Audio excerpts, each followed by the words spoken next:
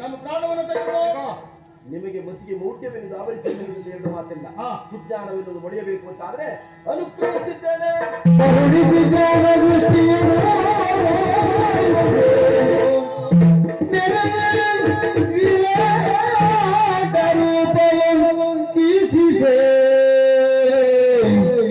ವಿರಾಟ ರೂಪವನೀಚಿದೆ ನಿರಂಜನಿಸಿದವ ಹರಿಯ ನಿರಂಜನಿಸಿದವ ಹರಿಯ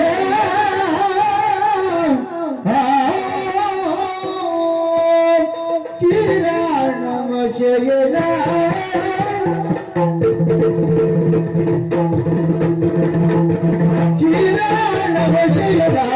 ನಾರಾಯಣ ನೀರಜಗಳ ನಯನ ನಾರಾಯಣ ನೀರಜಗಳ ನಯನ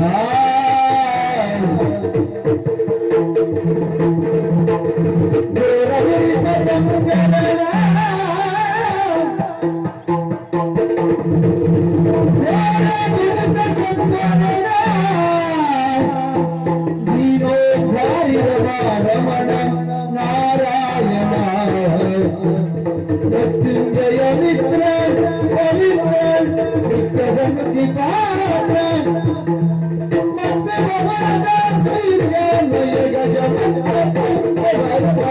ಪವಿತ್ರ ಕಿರಾಣ ಶಯನ ನಾರಾಯಣ ನೀರಜಗಳ ನಯನ ಹರಿಯೇ ಹರಿಯೇ ಹರಿಯೇ ಹರಿಯೇ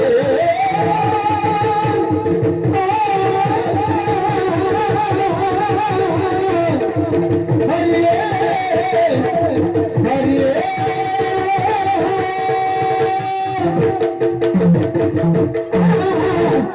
ಹರಿಯೇ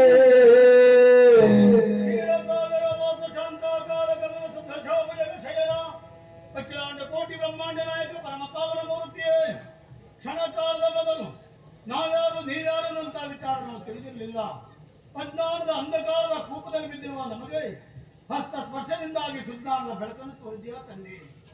ಸಾಮಾನ್ಯಗೊಬ್ಬ ವ್ಯಕ್ತಿಯನ್ನು ತಿಂದು ನಾವು ಮೊದಲು ತಿಳಿದುಕೊಂಡದ್ದು ಈಗ ಅರ್ಥವಾಗ್ತಾ ಇದೆ. ದಿವ್ಯ ಜ್ಞಾನ ನಮ್ಮ ಪಾಲಿಗೆ ಬಂದಿದೆ ಭಗವಂತ.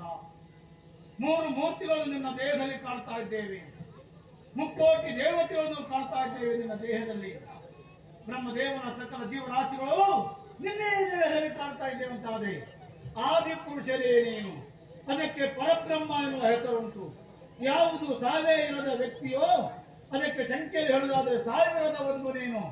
ಭಗವಂತ ಹೇಳು, ನಾವ್ಯಾರು ನೀವ್ಯಾರು, ಯಾಕೆ ನಮ್ಮ ಸೃಷ್ಟಿಯಾಗಿದೆ ವಿಚಾರ ಮಕ್ಕಳೇ, ನನ್ನ ಕಿವಿಯ ಕಿಲ್ಬಿಷವೆನ್ನುವುದು ಕಿವಿಯಲ್ಲಿಂದ ಹೊರಹಾಕಿದ ಕಾಲಕ್ಕೆ ಅದರಿಂದ ಹುಟ್ಟಿಕೊಂಡಂತ ನೀವೀವರು ನನ್ನ ಮಕ್ಕಳಿದ್ದೀರಿ. ಓ ಭಗವಂತ, ಲೋಕನಾಯಕರಾದ ನೀನು ನಮ್ಮ ತಂದೆಯವರನ್ನ ಕೇಳಿದಾಗ ಸಂತೋಷವಾಯಿತು, ನಮ್ಮ ಜನ್ಮ ಸಾರ್ಥಕವಾಯಿತು. ಆದರೆ ತಂದೆಯಾದ ನೀನೇ ನಮ್ಮನ್ನು ಕೊಲ್ಲುವುದಕ್ಕೆ ಮುಂದಾಗ್ತಾ ಇದೆಯಲ್ಲ, ಯಾಕೆ ಅಂತ ಕೇಳುವುದು ದೇವೇ. ಮೂರು ಮೂರ್ತಿಗಳಲ್ಲಿ ಪ್ರಾರಂಭವಾದಂತಹ ಸಮಸ್ಯೆ ಸೃಷ್ಟಿಸುವುದರಿಂದ ಬ್ರಹ್ಮ ಶ್ರೇಷ್ಠನು, ಪಾಲಿಸುವವನಾದ್ದರಿಂದ ವಿಷ್ಣು ಶ್ರೇಷ್ಠನು, ಲಯಗೊಳಿಸುವವನಾದ್ದರಿಂದ ಈಶ ಶ್ರೇಷ್ಠನು ಎನ್ನುವ ಪ್ರಶ್ನೆಗೆ ತಾರ್ಕಿಕವಾದ ಅಂತ್ಯವನ್ನು ತಾರ್ಕಿಕವಾದ ಉತ್ತರವನ್ನು ಹಾಡುವುದಕ್ಕೆ ಬೇಕಾಗಿ, ಭಾವಿ ಪ್ರಪಂಚವನ್ನು ಸೃಷ್ಟಿಸುವುದಕ್ಕೆ ಬೇಕಾಗಿ ನಿಮ್ಮನ್ನು ಸೃಷ್ಟಿಸಿದವ ನಾನಿದ್ದೇನೆ. ಇದುವರೆಗೆ ನಿಮ್ಮ ಸೃಷ್ಟಿ, ಈ ಕ್ಷಣದವರೆಗೆ ನಿಮ್ಮ ಪಾಲನೆ, ಮುಂದೆ ನಿಮ್ಮ ಲಯ. ಮೂರು ಮೂರ್ತಿಗಳಲ್ಲಿ ಏಕಕಾಲದಲ್ಲಿ ಸೃಷ್ಟಿ ಸ್ಥಿತಿಲಯವನ್ನ ಮಾಡಬಲ್ಲಂತ ಒಬ್ಬಾತ ಮಾತ್ರ ಲೋಕಮುಖದಲ್ಲಿ ಶ್ರೇಷ್ಠ ಜ್ಯೇಷ್ಠತ್ವವನ್ನು ಹೊಂದಿಕೊಳ್ಳುವುದಕ್ಕೆ ಸಾಧ್ಯ ಉಂಟು. ಭಗವಂತ, ಸಾವಿನಲ್ಲಿಯೂ ಸಾರ್ಥಕ್ಯವನ್ನು ಕಾಣ್ತಾ ಇದ್ದೇವೆ ಎಂಬುದು ಕೈಕವರನ್ನು ಸಮಾಧಾನ. ಅದು ಒಂದು ಬೇಡಿಕೆ ನಮ್ಮಿಬ್ಬರ ಪರವಾಗಿ. ಒಂದು ದಿವಸ ಮುದುಕೈತವರೆನ್ನುವ ದೈತ್ಯರು ಹುಟ್ಟಿದ್ರು, 4 ಕಾಲ ಬೆಳೆದು ಒಂದು ದಿವಸ ಸತ್ತು ಮಣ್ಣಲ್ಲಿ ಮಣ್ಣಾಗಿ ಹೋದ್ರು ಎಂದು ಅಲ್ಲಿಗೆ ಮರೆಯಬಾರದು ನಮ್ಮನ್ನ. ಹಾಗಾಗಿ ಸ್ಥಿರಸ್ಥಾಯಿಯಾಗಿ ನಿನ್ನ ಪುರಾಣ ಪುಟದಲ್ಲಿ ನಮ್ಮಿಬ್ಬರ ಹೆಸರನ್ನು ಸೇರಿಸಲ್ಪಡಬೇಕು ಎಂಬುದಾಗಿ ಕೇಳಿಕೊಳ್ತಾ ಇದ್ದೇನೆ ಭಗವಂತ. ಲೋಕಮುಖದಲ್ಲಿ ವ್ಯಕ್ತಿ ಮುಖ್ಯ ಅಲ್ಲ, ವ್ಯಕ್ತಿತ್ವ ಮುಖ್ಯ ಎನ್ನುವುದನ್ನು ತೋರಿಕೊಡುವುದಕ್ಕೆ ಮುಂದಾಗುವ ನಾನಿದ್ದೇನೆ. ವ್ಯಕ್ತಿತ್ವ ನಿಮ್ಮ ವ್ಯಕ್ತಿಗಳಾದಂತ ನೀವಿರುವರು ಉಳಿದು ಕೂಡ ನಿಮ್ಮ ವ್ಯಕ್ತಿತ್ವವನ್ನು ಉಳಿಸಬೇಕೆನ್ನುವ ಉದ್ದೇಶದಿಂದ ಮಧುವಾದಂತ ನಿನ್ನನ್ನು ಬಂದು ಭಾವಿ ಪ್ರಪಂಚವನ್ನು ಹುಟ್ಟು ಹಾಕುವುದಕ್ಕೆ ಬೇಕಾಗಿ ಸಕಲ ಮೇದಿನಿಯನ್ನು ಸೃಷ್ಟಿ ಮಾಡುವುದಕ್ಕಿದ್ದೇನೆ. ಕೈಟಮನಾದಂತ ಈತನನ್ನು ಕೊಂದು ಗಿಡ ಮರಗಳು ಸಕಲ ಸುವಸ್ತುಗಳನ್ನು ಸೃಷ್ಟಿ ಮಾಡುವುದಕ್ಕಿದ್ದೇನೆ. ಎಲ್ಲಿಯವರೆಗೆ ದರಿದ್ರಿ ಇರ್ತದೋ, ಎಲ್ಲಿಯವರೆಗೆ ದರಿದ್ರಿ ಮೇಲೆ ಜೀವಿಗಳಿರ್ತಾರೋ, ಸೂರ್ಯ ಚಂದ್ರರು ಎಲ್ಲಿಯವರೆಗೆ ಪ್ರಪಂಚವನ್ನು ಬೆಳೆದುತ್ತಾರೋ ಅಲ್ಲಿಯವರೆಗೆ ನಿಮ್ಮಿರುವ ಹೆಸರನ್ನ ಚಿರಸ್ಥಾಯಿಯಾಗಿ ಉಳಿಸುತ್ತೇನೆ. ಕ್ಷಣಕಾಲದ ಮೊದಲು ಬದುಕಬೇಕೆನ್ನುವ ದುರಾಸೆಯಿಂದಾಗಿ ನಿನ್ನನ್ನು ಸಂಕಷ್ಟಕ್ಕೆ ಚಲಿಸಿದ್ದೇವೆ. ಒಂದು ಹನಿ ನೀರು ಸೋಕದಾಗಿ ನಮ್ಮ ಪ್ರಾಣವನ್ನು ತೆಗೆದುಕೋ ಎನ್ನುವುದಾಗಿ ಹೇಗೆ ಸಾಧ್ಯ ದೇವರೇ? ಇದು ಯೋಚನೆ ಮಾಡಬೇಕಾದಂತ ಅಗತ್ಯ ಇಲ್ಲ. ವಿಶಾಲವಾಗಿ ಬೆಳೆದು ನಿಂತವನಾಗಿದ್ದೇನೆ. ಕಾಣುತ್ತಿರುವಂತಹ ರಾಷ್ಟ್ರ ಮೇಲೆ ನನ್ನ ಕೊಡಿಯನ್ನು ಚಾಚುವುದಕ್ಕೆ ಮುಂದಾಗ್ತೇನೆ. ನಿಮ್ಮಿಬ್ಬರ ತಲೆಯನ್ನು ತಂದು ನನ್ನ ಗಂಗೆಯ ಮೇಲಿಡಿ. ನಿಮ್ಮ ದೇಹಕ್ಕೆ ಒಂದು ಕೊಟ್ಟು ನೀರು ಸಾಗರ ಇದ್ದ ಹಾಗೆ ನಿಮ್ಮ ಹರಿಯೇ ಹರಿಯೇ